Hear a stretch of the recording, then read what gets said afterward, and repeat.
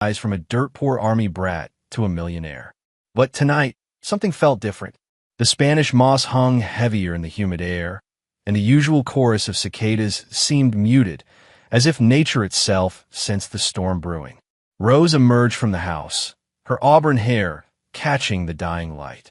At 38, she retained the beauty that had first captivated Joshua 15 years ago, but her green eyes now held secrets that ran deeper than the murky bayou waters surrounding their property. In her arms, she carried 11-year-old Ashley Vaughn, or so Joshua had believed until 3 days ago. "Daddy's home early," Rose said, her voice carrying a false sweetness that made Joshua's jaw clench. "Ashley's been asking for you all day." Joshua knelt as the girl ran to him, her blonde curls bouncing. The DNA test results burned in his jacket pocket like a brand. Ashley wasn't his daughter. She was the product of Rose's affair with Deputy Sheriff Glenn McLean, a fact that had shattered Joshua's world when a private investigator delivered the proof. But Joshua Vaughn was not a man who broke. He was a man who planned. He was a man who waited. And he was a man who never forgot a betrayal. "How was your day, sweetheart?" he asked Ashley, his voice steady despite the rage building in his chest. The child smiled up at him with innocent eyes, unaware that her entire world was about to crumble. In her features, Joshua could now see the resemblance to McLean that had been hidden by his own desperate desire to be a father. "I helped Mama plant new flowers by the dock," Ashley chirped. She said they were for something special. Joshua's blood ran cold. The dock was where he'd proposed to Rose 16 years ago. It was also where his security cameras had captured her meeting with McLean 2 nights ago, planning what they thought was Joshua's demise. Rose's hand found his shoulder, her touch now feeling like ice. "I thought we might take the boat out tomorrow," she suggested. "Just the 3 of us. Like old times." Joshua stood slowly, his mind racing through the intercepted phone calls, the secret bank accounts, and the life insurance policy Rose had doubled without his knowledge. She wasn't just unfaithful. She was planning to make herself a widow. "That sounds perfect," he replied, his smile as cold as winter steel. "Just like old times." As they walked back toward the house, Joshua's phone buzzed with a text from his most trusted associate, a former Marine named Oliver Jacobson. Package delivered. Stage 1 complete. The game was already in motion. Chapter 2. Wolves in Sheep's Clothing. The following morning, Joshua sat in his mahogany-paneled office, reviewing security footage on multiple monitors. His company, Vaughn Security Solutions, provided protection services for oil executives, politicians, and anyone else who could afford his premium rates. But today, he was using his resources for a more personal mission. Oliver Jacobson entered without knocking, a privilege earned through 5 years of unwavering loyalty and shared combat experience. The 35-year-old ex-Marine moved with the fluid grace of a predator, his scarred hand steady as he poured himself coffee from Joshua's private reserve. McLean took the bait, Oliver reported, settling into the leather chair across from Joshua's desk. "He thinks he's being recruited for a high-paying security gig in Texas. The job interview is set for tomorrow night at the Old Stream warehouse." Joshua nodded, never taking his eyes off the monitor showing Rose in their bedroom, talking animatedly on her phone. He'd had the house wired months ago during a routine security upgrade, a decision that now proved prescient. "And Rose, still planning your little boat trip," Oliver said grimly. "My contact at the marina confirms she's been asking about the tides and currents. Want to know the best time for disposal." The words hung in the air like smoke. Joshua had built his fortune on his ability to read people, to anticipate their moves before they made them. Rose's betrayal hadn't surprised him. Her murderous intent had simply confirmed what he'd already suspected about her true nature. "There's more," Oliver continued, his voice dropping to a whisper. "I traced the insurance policy. Rose has been in contact with someone in the DA's office. They're planning to frame your death as a mob hit, something related to your government contracts." Joshua's laugh was devoid of humor. His wife wasn't just an adulteress and would-be murderer. She was working with corrupt officials to ensure her plan succeeded. The web of betrayal ran deeper than he'd imagined. "Who in the DA's office?" "Assistant DA Randall Sprague. Turns out he's been taking payments from McLean for years. They got a whole network, judges, cops, prosecutors. They call themselves the Bayou Brotherhood. Joshua stood and walked to his wall safe, retrieving a thick folder marked contingency. Inside were detailed dossiers on every corrupt official in 3 parishes, compiled over years of careful investigation. He'd always known this day might come. Phase 2 begins tonight, Joshua said, handing Oliver a sealed envelope. Make sure our friend Judge Barry Ryan receives this evidence of Sprague's corruption. Let them start eating each other alive. As Oliver left, Joshua's phone rang. Rose's voice was honey-sweet. Darling, I've arranged for Ashley to stay with my sister tomorrow night. I thought we could have some alone time on the boat. Perfect, Joshua replied. I'll bring the champagne. After hanging up, he opened his laptop and began typing an encrypted message to his offshore accounts. By tomorrow night, everything would be in motion. Rose wanted to play with fire. She was about to discover that Joshua Vaughn was the Inferno. Chapter 3. The Gathering Storm. That evening, Joshua sat in his study, reviewing the final details of his plan while Ashley did homework at the coffee table nearby. The innocence on her face made his heart ache. She was a pawn in adult games she couldn't understand. Despite learning she wasn't his biological daughter, Joshua found he still cared for her. She was another victim of Rose and McLean's web of lies. Rose entered, dressed in a black cocktail dress that Joshua now realized was chosen for its ability to hide bloodstains. She kissed his cheek, her lips cold as marble. I'm eating my book club tonight, she announced. We're discussing that new thriller about the woman who kills her husband for insurance money. The irony in her voice was unmistakable. Enjoy your evening, Joshua replied, not looking up from his papers. I'll be here working on some contracts. After Rose left, Joshua activated a tracking device he'd planted in her car weeks ago. On his computer screen, he watched as her vehicle moved not toward the library where her book club allegedly met, but toward the Rosewood Motel on the outskirts of town, the same place where his cameras had captured her meeting McLean numerous times. His phone buzzed with updates from Oliver. McLean just arrived at the motel. Sprague is already there. Looks like they're having a planning session. Joshua smiled grimly. Let them plan. While they schemed in that dirty motel room, he was orchestrating their destruction with military precision. Uncle Josh, Ashley's voice broke through his thoughts. She'd been calling him that since learning about her parentage, a small kindness that touched his hardened heart. Are you and Mama getting divorced?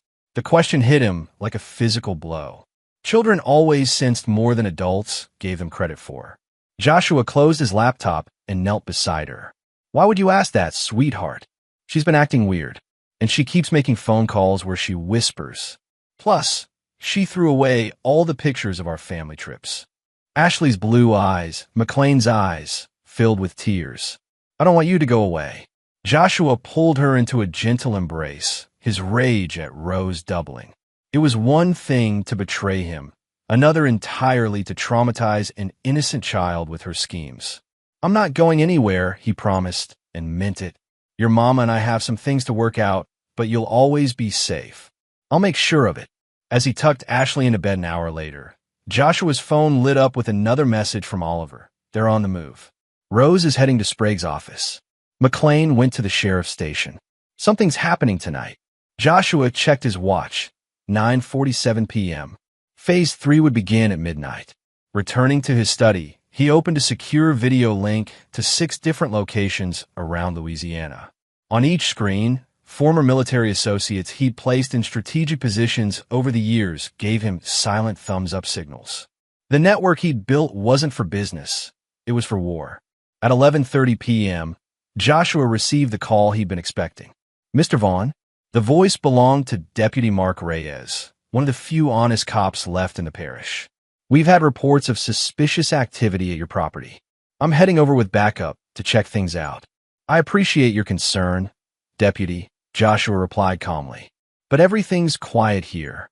Sir, we have reason to believe there may be an attempt on your life tonight. Please stay inside and lock your doors. Joshua smiled as he hung up. The web was tightening, but not around him. By dawn, the Bayou Brotherhood would learn what happened when they threatened Joshua Vaughn's family. Outside, The Louisiana night hummed with the sounds of creatures that knew how to survive in hostile territory. Inside his mansion, surrounded by the trappings of his success, Joshua Vaughn prepared for war. Chapter 4: Blood Brothers. The abandoned Treem warehouse stood like a rusted monument to industrial decay on the outskirts of New Orleans. At 11:45 p.m., Deputy Glenn McLean pulled his cruiser into the shadows, checking his service weapon one final time. The text message had been simple. Job interview. Come alone. Warehouse 7. McLean was a mountain of a man at 6'4", his linebacker frame barely fitting behind the steering wheel. 15 years on the force had taught him to trust his instincts, and right now, those instincts were screaming danger. But the promise of a six-figure security job in Texas was too tempting to ignore, especially with Rose pushing him to eliminate Joshua sooner rather than later. Inside the warehouse, shadows danced in the moonlight, streaming through broken windows. McLean drew his weapon as footsteps echoed from the darkness. Deputy McLean? A voice called out. I'm Oliver Jacobson, representing the client. McLean relaxed slightly as a figure emerged from the shadows, a lean man in tactical gear with the bearing of a professional soldier. You're late, McLean said, holstering his weapon. Traffic, Oliver replied with a cold smile. Shall we discuss your qualifications? What happened next took less than 30 seconds. Oliver moved with predatory grace, disarming McLean with a combat technique the deputy had never seen. McLean found himself zip-tied to a metal chair, Oliver standing over him with a tablet showing surveillance footage. Let's start with your relationship with Rose Vaughn, Oliver said pleasantly. On the screen, McLean watched himself and Rose in passionate embrace at the Rosewood Motel. Then the footage shifted to their conversation planning Joshua's death. Finally, it showed McLean meeting with Assistant DA Randall Sprague to discuss bribes and evidence tampering. You're making a mistake, McLean growled, testing his restraints. I'm a cop. People will look for me. Actually, they won't, Oliver replied, showing McLean another video. This one showed Sheriff Virgil Bruce counting cash while discussing which cases to bury. Your boss is on our payroll now. Amazing what evidence of corruption can accomplish. McLean's blood ran cold. The Bayou Brotherhood had been his insurance policy. Corrupt officials protecting each other in a web of mutual blackmail. But somehow, Joshua Vaughn had turned their own tactics against them. What do you want? McLean asked, his voice hoarse. Oliver pulled up a chair, his expression almost friendly. Simple. You're going to help us stage a little drama tomorrow night. Your girlfriend thinks she's going to make herself a widow. Instead, you're both going to learn what happens when you threaten Joshua Vaughn's family. As Oliver explained the plan, McLean realized he was trapped in a game where the rules had been written by someone far more dangerous than anyone he'd ever encountered. Joshua Vaughn wasn't just a businessman. He was a strategist who'd been planning this revenge for months. Meanwhile, across town, Rose Vaughn sat in Assistant DA Randall Sprague's office, reviewing the final details of their plan. Sprague was a thin, nervous man whose ambition had long ago outstripped his courage. His office walls were covered with commendations and photos with politicians, but his hands shook as he poured whiskey. The boat will go down in the deep water off Devil's Bayou, Rose explained, her voice clinical. Glenn will make sure the body is never found. You'll handle the investigation, making sure it gets classified as a mob hit. And the girl? Sprague asked. Rose's green eyes turned cold as Arctic ice. Ashley isn't Joshua's daughter. Once he's dead, I'll have DNA tests done proving McLean is the father. The inheritance goes to my son's father, essentially to me through McLean. Sprague nodded, though something in Rose's tone made him uneasy. There was a ruthlessness in her voice that reminded him why he'd originally been attracted to her, and why he now feared her. The insurance money clears next week, Rose continued. $2 million, plus the estate, plus Joshua's business assets. We'll be set for life. What neither of them knew was that Joshua's security network had been recording every word. In his study, Joshua watched the conversation with the detached interest of a scientist observing lab rats. These people had underestimated him catastrophically. His phone buzzed with a message from Oliver. Package secured. Subject is cooperative. Joshua smiled and typed back. Phase 4 begins at dawn. Chapter 5. The Judas Kiss. Dawn broke gray and humid over the Louisiana bayou, the air thick with the promise of storms. Joshua sat on his porch, drinking coffee and watching the mist rise from the dark water. To any observer, he appeared relaxed, a successful man enjoying a quiet morning. In reality, every nerve was tuned to the deadly symphony he was conducting. Rose emerged from the house, already dressed in white linen that would photograph beautifully for her grieving widow act. She kissed his cheek with lips that felt like a serpent's touch, her perfume unable to mask the scent of betrayal that seemed to emanate from her pores. Beautiful morning for our boat trip, she said, settling into the chair beside him. Perfect conditions, Joshua agreed, watching a great blue heron spear a fish in the shallows. The weather should hold until tonight. Ashley joined them for breakfast, chattering about her upcoming sleepover at her aunt's house. Joshua watched Rose's performance, the loving mother act she'd perfected over the years.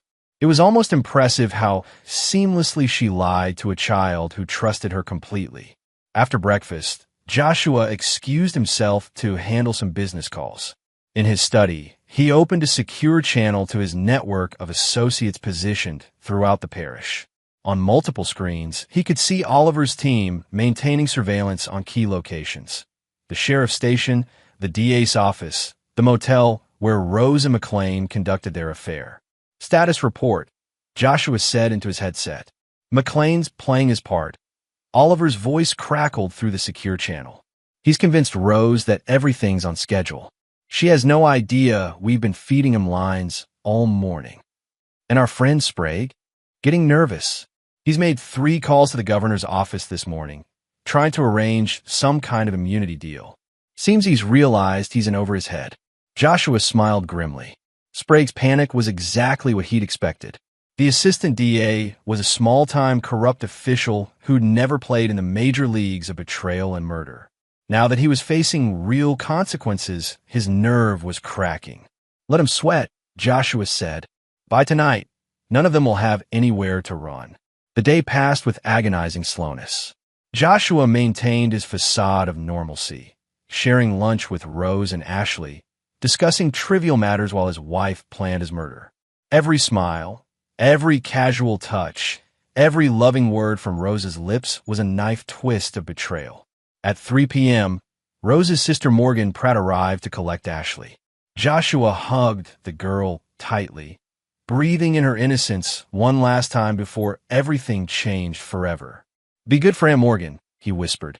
I will, Uncle Josh, Ashley replied, the title she'd adopted since learning the truth about her parentage. Will you come visit me soon? Sooner than you think, Joshua promised. After they left, Rose's demeanor shifted. The loving mother act disappeared, replaced by something colder and more calculating. She moved through the house, like a predator scenting blood, checking details and making final preparations. I thought we'd take the big boat tonight, she suggested. The one with the deeper cabin. More private. Joshua nodded, understanding the subtext. She wanted him isolated in the cabin when McLean made his move. Whatever you think is best, darling. As evening approached, Joshua made his final preparations. In his safe, he retrieved a waterproof case containing evidence that would destroy every member of the Bayou Brotherhood. In another compartment, he found the .45 caliber pistol he'd carried through 2 tours in Afghanistan, insurance that tonight would end on his terms. At 7 p.m., his phone buzzed with a final message from Oliver. All pieces in position. The swamp is ready. Joshua pocketed the phone and walked to the dock where Rose waited beside their 30-foot cabin cruiser. The setting sun painted the bayou water the color of blood, and somewhere in the distance, an alligator's eyes reflected the dying light like malevolent stars. Ready for our romantic evening? Rose asked, her smile as sharp as a blade. I've been looking forward to this all day, Joshua replied, and for the first time in hours, he spoke the absolute truth. Chapter 6. Into the Abyss. The Vaughn family's cabin cruiser Sweet Revenge cut through the dark waters of Devil's Bayou like a knife through silk. Rose stood at the bow, her hair streaming in the humid wind, while Joshua piloted from the wheelhouse. To any observer, they appeared to be a wealthy couple enjoying an evening cruise. The reality was far more sinister. Joshua's GPS showed their location with precision, 3 miles from shore, in waters deep enough to hide a body forever. According to the plan Rose thought was unfolding, McLean would emerge from the cabin in 10 minutes, overpower Joshua, and stage an accident that would leave Rose a wealthy widow. What Rose didn't know was that McLean was already aboard, zip-tied in the forward storage compartment with Oliver Jacobson standing guard. The deputy had spent the day thinking he was helping coordinate Joshua's murder. In reality, he'd been fed carefully scripted lines to keep Rose believing her plan was proceeding smoothly. "It's beautiful out here," Rose called over the engine noise. "So peaceful. So private." Joshua reduced speed as they approached the coordinates he'd provided to Oliver earlier. In the distance, he could see the running lights of other boats, vessels that appeared to be random pleasure craft, but were actually manned by his associates. Tonight, Devil's Bayou would have many witnesses to Rose's betrayal. "We should anchor here," Joshua suggested. "I brought champagne." Rose's smile was predatory as she secured the bow line. "Perfect. I'll get the glasses." As she moved toward the cabin, Joshua activated a hidden camera system he'd installed months ago. Every word, every action would be recorded. When this was over, there would be no question about who the real victim was.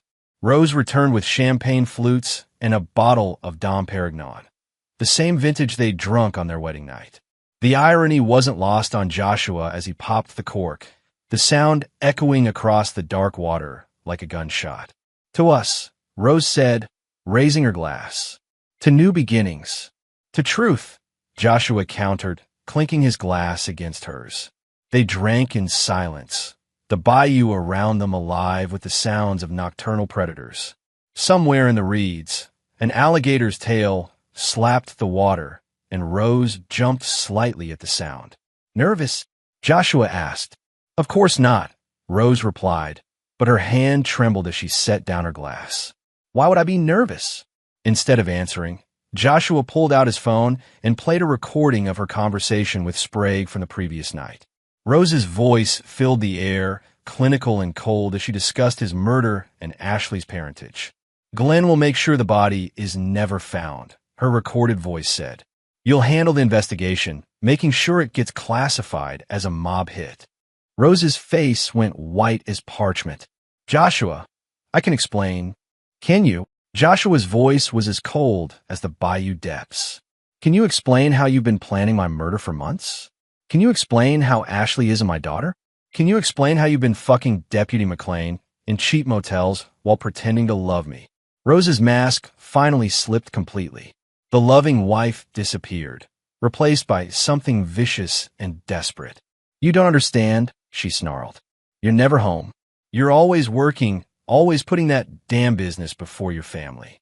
McLean loves me." "McLean loves your money," Joshua interrupted. "Just like you love mine." Rose lunged for the cabin, probably trying to reach the emergency radio or signal McLean. Instead, she found Oliver Jacobson emerging from the forward compartment, dragging a bound and gagged McLean behind him. "Looking for someone?" Oliver asked pleasantly. McLean's eyes were wild with fear above his gag. Throughout the day, he'd been fed the illusion that he was coordinating with Rose to murder Joshua. Only now did he realize he'd been manipulated into a trap. "This isn't possible," Rose whispered, backing against the rail. "We planned everything perfectly." "You planned it perfectly for amateurs," Joshua said, stepping closer. "Unfortunately for you, I'm a professional." The sound of approaching boat engines filled the air. Rose spun around to see 3 vessels closing in from different directions, their spotlights illuminating the sweet revenge like a stage. On each boat, armed men in tactical gear trained weapons on the cabin cruiser. "Your Bayou Brotherhood is finished," Joshua continued. "Sheriff Bruce is already in federal custody on corruption charges. Assistant DA Sprague is on his way to a very unpleasant interrogation. And you're about to face justice." Rose's eyes darted between Joshua, Oliver, and the surrounding boats like a trapped animal. You can't do this. I have rights. Rights? Joshua's laugh was devoid of humor. Like the right to murder your husband? Like the right to steal from your own daughter? Like the right to corrupt law enforcement? The radio crackled to life with a familiar voice. This is Agent Lewis Stanley, FBI. We are taking control of this situation. Rose's knees buckled as she realized the scope of Joshua's preparation.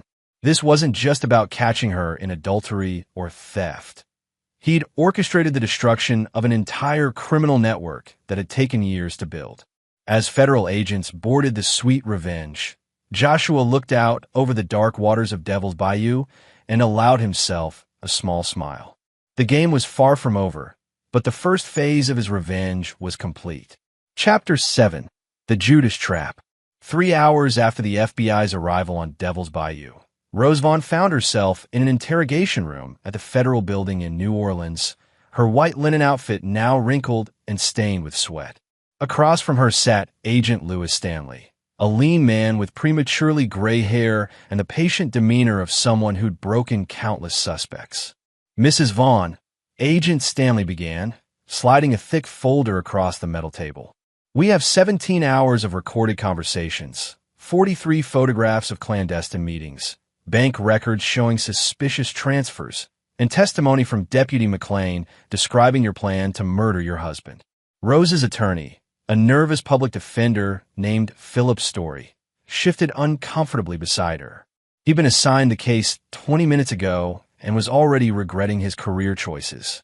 My client wishes to cooperate, Story said hastily. No, Rose snapped, her green eyes flashing with fury. I want to see Joshua. This is all his setup. He manipulated everything. Agent Stanley opened the folder, revealing surveillance photos of Rose and McLean at the Rosewood Motel. Is this manipulation, Mrs. Vaughn? What about these bank withdrawals? He showed her records of Rose moving money to offshore accounts. Or this. The final photo showed Rose purchasing a large boat anchor with cash, clearly intended to weigh down Joshua's body. Rose's composure cracked like thin ice. You don't understand. Joshua is dangerous. He's not the victim here. He's a predator who's been planning this for years. Planning what exactly? Stanley asked. Planning to protect himself from your murder plot? While Rose faced federal interrogation, Joshua Vaughn sat in his private study, watching multiple news feeds covering the overnight arrests of prominent Louisiana officials. Sheriff Virgil Bruce had been taken into custody at 3 a.m., followed by Assistant DA Randall Sprague and 3 parish judges.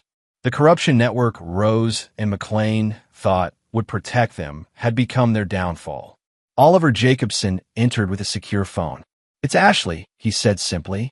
Joshua took the call, his voice softening. How are you holding up, sweetheart? Uncle Josh. Ashley's voice was small and frightened. Aunt Morgan says Mama is in trouble. She says Mama and that deputy man were trying to hurt you. The innocent confusion in her voice made Joshua's chest tighten. Ashley was 11 years old and had just learned that her mother was a would-be murderer and her real father was a corrupt cop. No child should carry that burden. It's complicated, Ashley, Joshua said gently. But you're safe now. That's all that matters. Can I still live with you? Even though I'm not really your daughter. Joshua closed his eyes, feeling the weight of the question. Despite everything, despite the DNA tests, despite the betrayal, despite the lies, he realized the answer was simple. You'll always be my daughter, he said. That won't ever change. After the call ended, Oliver studied Joshua's face. You mean that, don't you? About keeping the kid. Rose and McLean created this mess, Joshua replied. Ashley shouldn't pay for their crimes. A knock at the study door interrupted them. Agent Stanley entered, looking exhausted but satisfied. We have confessions from McLean and 2 of the judges. Sprague is trying to negotiate a plea deal. But Mrs. Vaughn, she's demanding to see you. Joshua considered this. Rose still believed she could manipulate him, still thought her beauty and their shared history gave her power over him. She was about to learn how wrong she was. Arrange it, Joshua said, but I want everything recorded. An hour later, Joshua sat across from Rose in the federal building's secure meeting room. She looked haggard, her makeup smeared and her confidence shattered. But when she saw him, her eyes lit up with desperate hope. "Joshua," she breathed, "thank God. Tell them this is all a misunderstanding. Tell them we were just having marriage problems." "Were we?"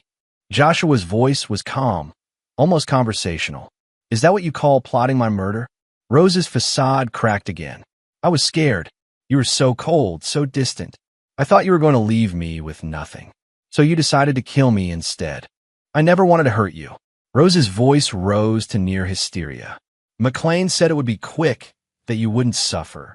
She stopped, realizing she'd just confessed a conspiracy to commit murder on a recorded federal interview. Her attorney buried his face in his hands. Joshua leaned forward, his gray eyes as cold as winter steel. "Do you know what I learned in Afghanistan, Rose? I learned that some people are beyond redemption. I learned that mercy shown to predators only encourages them to find new victims." "Please," Rose whispered. "I'll do anything. I'll confess to everything, take all the blame. Just don't let them destroy me completely." "You destroyed yourself," Joshua replied, standing to leave. "The moment you chose betrayal over loyalty, murder over marriage, lies over love, you destroyed everything that mattered." As he reached the door, Rose called out desperately, "What about Ashley? She needs her mother." Joshua turned back, and Rose saw something in his expression that made her blood freeze. "Ashley needs a parent who won't traumatize her with murder plots and lies about her parentage," he said quietly. "That's not you, Rose. That will never be you." As federal agents escorted Joshua out, Rose finally understood the scope of her defeat. She'd gambled everything on a plan she thought was foolproof, only to discover she'd been outmaneuvered by a man who understood warfare better than she understood anything. Chapter 8. Devils in the Deep. The Louisiana State Penitentiary at Angola sprawled across 18,000 acres of former plantation land like a concrete cancer in the Mississippi Delta. 3 weeks after her arrest, Rose Vaughn walked through its gates in shackles, her federal plea deal having collapsed when additional evidence of her crime surfaced. The prosecutors had discovered she'd been slowly poisoning Joshua with arsenic for months, a detail that elevated her charges from conspiracy to attempted murder in the first degree.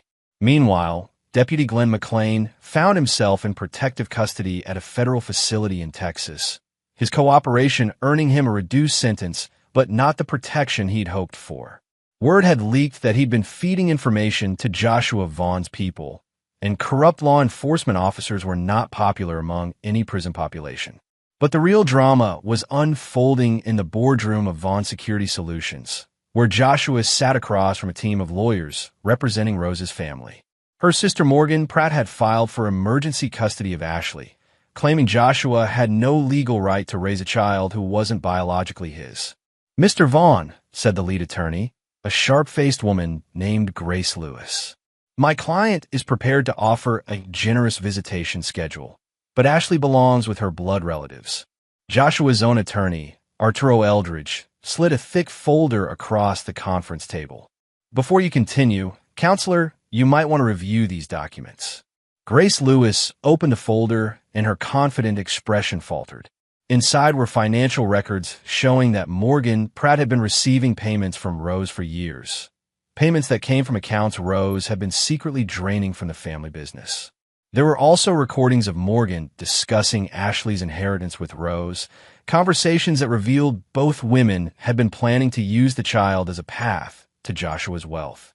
"Your client," Eldridge continued smoothly, "has been part of a conspiracy to defraud my client for the better part of a decade. She's hardly in a position to claim moral authority over child custody." "This is preposterous," Grace Lewis sputtered. "Morgan Pratt is Ashley's aunt. Morgan Pratt is a co-conspirator who viewed Ashley as a meal ticket," Joshua interrupted, his voice cutting through the legal niceties like a blade. "Just like her sister." The lawyers argued for another hour, but the outcome was predetermined. Joshua had spent weeks gathering evidence of the extended conspiracy, documenting how Rose's entire family had been complicit in various schemes to steal from him. By the time the meeting ended, Morgan Pratt was facing her own criminal charges, and Ashley's custody remained with Joshua. That evening, Joshua sat on his porch watching the sunset paint the bayou waters crimson. Ashley was inside, doing homework, her presence a reminder that not everything in his life had been poisoned by betrayal. The past month had been a whirlwind of federal investigations, media coverage, and legal proceedings, but the storm was finally beginning to clear. Oliver Jacobson joined him, carrying 2 beers and the satisfied look of a man who'd seen justice served. Sprague got 15 years, Oliver reported. Sheriff Bruce got 20. Half the parish government is under indictment. And Rose, life without parole. Turns out slowly poisoning your husband while planning his murder doesn't play well with juries. Joshua nodded, feeling no satisfaction in his former wife's fate. Rose had chosen her path, and now she would live with the consequences. Justice wasn't about revenge. It was about ensuring that predators could no longer harm the innocent. What about McLean? 25 to life. He's been attacked twice in federal custody. Apparently, even hardened criminals have standards when it comes to corrupt cops who hurt children. They sat in comfortable silence, watching the ancient dance of predator and prey play out in the bayou waters. A great blue heron stood motionless in the shallows, waiting for the perfect moment to strike. In the distance, an alligator's eyes reflected the dying light like amber jewels. You know, Oliver said eventually, most men would have just gotten a divorce. Joshua's smile was as cold as the depths of Devil's Bayou. Most men don't understand that some betrayals demand total victory. Rose didn't just cheat on me. She tried to destroy everything I'd built, everything I cared about. She used an innocent child as a weapon in her war against me. And now she gets to spend the rest of her life thinking about what she lost. Every day in that concrete cage, she'll remember that she could have been here, could have been part of something real. Instead, she chose to be a predator. Ashley's voice called from inside the house, asking for help with her math homework. Joshua smiled, the first genuine smile he'd felt in months. Some battles, he said, standing to go inside, are worth fighting to the end. Chapter 9, Blood Tide Rising. 1 year later, Joshua Vaughn stood in the cemetery where Rose's parents were buried, watching as a small crowd gathered for McLean's funeral. The corrupt deputy had been murdered in federal prison 3 days earlier, stabbed 17 times by fellow inmates who discovered his role in trafficking children through the corrupt network he'd helped operate. Ashley stood beside Joshua, now 12 years old and taller than when this nightmare began. She'd been through extensive therapy, and while the scars would always remain, she was healing. More importantly, she was safe. Do we have to be here? Ashley asked quietly. No, Joshua replied, but sometimes we need to see how stories end. The funeral crowd was pathetically small, a few distant relatives, some former colleagues who attended out of obligation rather than respect. Rose's sister Morgan was notably absent, having been sentenced to 10 years for her role in the conspiracy. The Bayou Brotherhood's network had been thoroughly dismantled, its members either dead, imprisoned, or hiding in exile. Rose herself would not be attending. Life without parole meant exactly that, and Louisiana's Angola prison was not known for its compassionate leave policies. Joshua had received one letter from her in the past year, a rambling, desperate plea for forgiveness that he'd thrown away unopened. Some bridges, once burned, could never be rebuilt. Mr. Vaughn, a voice interrupted his thoughts. He turned to see a young woman in a dark suit, her badge identifying her as FBI Agent Krista Lindsay. Could I have a word? Joshua nodded to Oliver, who moved closer to Ashley as he followed the agent a short distance away. We've uncovered something you should know about, Lindsay said. During our investigation of the Bayou Brotherhood, we discovered that Rose and McLean's plans went far beyond just killing you. She handed him a file marked classified. Inside were documents outlining a scheme to traffic children through fake adoption agencies, using corrupt officials to falsify paperwork. Ashley would have been one of the victims, sold to wealthy predators while Rose collected the insurance money from Joshua's death. My God, Joshua breathed, the full scope of his former wife's evil finally becoming clear. There's more, Lindsay continued. Rose has been trying to arrange your murder from prison. She's been corresponding with gang members, offering them information about your security routines in exchange for killing you. Joshua's blood turned to ice. Even behind bars, Rose was still trying to destroy him. Even after losing everything, she remained focused on revenge rather than redemption. "What do you need from me?" he asked. "We're moving her to ADX Florence," Lindsay replied, naming the federal supermax prison in Colorado. 23-hour lockdown, no contact with other prisoners, no possibility of coordinating further crimes. It's as close to burial alive as the legal system allows. Joshua nodded grimly. Rose had chosen to be a monster, and now she would live in a cage designed for monsters. As they walked back toward Ashley, Joshua's phone buzzed with a text message from an unknown number. "Daddy's justice is coming. Your daughter will pay for our pain." Joshua showed the message to Agent Lindsay, who immediately called for backup. But Joshua wasn't worried. His security network was more sophisticated than ever, and Ashley was protected by layers of surveillance and armed guards that Rose's prison contacts could never penetrate. "Are you scared?" Ashley asked as they walked back to their armored SUV. "No," Joshua replied honestly. "Evil people make threats when they realize they've lost. It's just noise. Will she ever stop trying to hurt us?"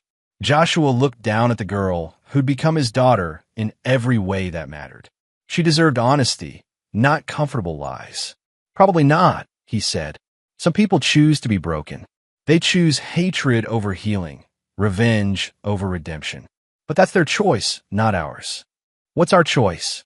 Joshua smiled, thinking of the college fund he'd established in Ashley's name, the therapy sessions that were helping her heal, the stable life he was building to replace the chaos Rose had created. "Our choice is to build something better," he said, "to be stronger than the people who tried to destroy us." As their convoy pulled away from the cemetery, Joshua caught sight of Rose's gravestone, a small marker he'd purchased not out of love, but as a reminder.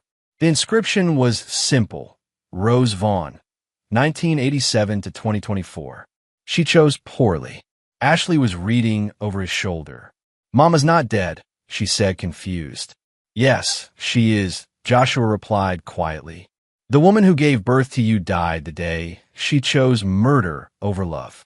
What's left in that prison cell isn't your mother. It's just the echo of someone who used to exist." Ashley considered this with the serious wisdom of a child who'd been forced to grow up too quickly. "Then I guess we don't have to miss her."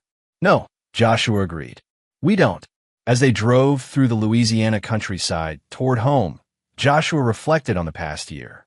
Rose had thought she was manipulating him, but she'd actually given him something invaluable: clarity.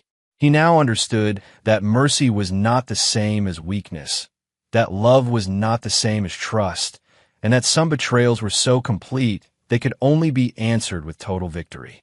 The bayou waters reflected the setting sun like molten gold, and somewhere in the distance, new life was beginning its ancient struggle for survival. Joshua Vaughn had faced his demons and emerged victorious. But more importantly, he'd saved an innocent child from becoming another casualty in Rose's war against decency. As Ashley dozed in the seat beside him, Joshua made a silent promise. He would spend the rest of his life ensuring that the predators of the world never again found easy prey in his family. Some battles were worth fighting forever, and this was one of them. The bayou kept its secrets, but Joshua Vaughn's story was no longer one of them. It was a tale written in blood and betrayal, ended with justice and redemption, and ultimately transformed into something Rose could never destroy: a father's love for his daughter and the unbreakable bond that came from surviving hell together. And there you have it. Another story comes to an end. What did you think? I'd love to hear your thoughts in the comments below. If you enjoy this story, consider joining our community by subscribing. It means the world to us. For more stories like this one, check out the recommended videos on screen, and I'll see you there.